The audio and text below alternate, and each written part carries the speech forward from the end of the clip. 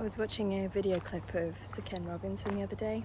He was talking about creativity and saying that Picasso says that we're all born artists. We just kind of grow out of it, or we unlearn it as we become older. And he's talking about the fear of making mistakes, and that is the biggest killer of creativity. And I think that there is such an amazing link, or a beautiful link, between creativity or imagination and intuition. Oh, squirrel.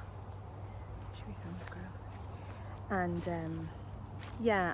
it just made me reflect on, here I am, on the need to be able to be playful, and when we are learning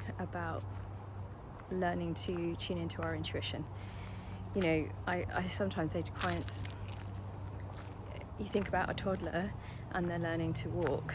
Would you, when they start stumbling, what do? Do you shout at them and say you didn't do it right, don't bother trying again? Of course not. You clap and you commend them and you expect that they're going to stumble and fall and not be able to walk straight away. It's just a natural part of the learning process. So when it comes to learning anything, we need to give ourselves grace.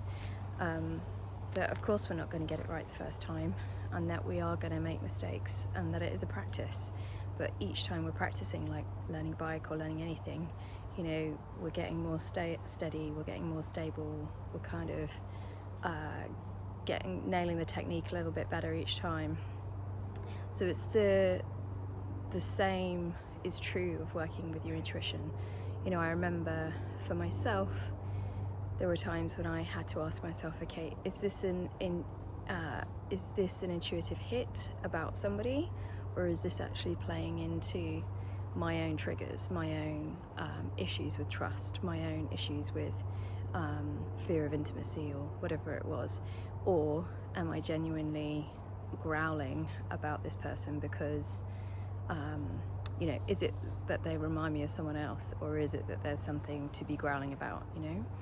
So we have to ask ourselves these questions, and this is why it's really important to do that internal work, to just keep clearing house, so we can get more and more accurate around what we're reading. And then, you know, that self-awareness piece, we really need to know ourselves well, because otherwise we are just jabbing around in the dark, rather than filtering. It's like, okay, this is probably mine, or this is actually, no, this is loud enough that I can know that this is now and not the past. So that's why I often say to people, like, do the inner work with whatever that practice is for you, to do the clearing out, not to just be aware, to clear out, to release, is really important.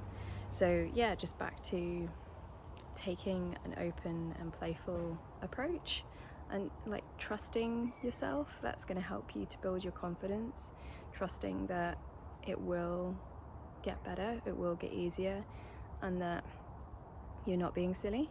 You know, when you get a flash of an image, or think I should call whoever, or, you know, someone says they're sick and you just keep hearing the word ginger, ginger, ginger. It's like, maybe they need some ginger, you know, maybe you could suggest that. So yeah, just try to be gentle with yourself and playful, and open. I'm trying to think of I think it's Albert Einstein says, you know, that we can't solve problems with the same mind that created them. So it's stepping out of the box and allowing ourselves to explore and think differently.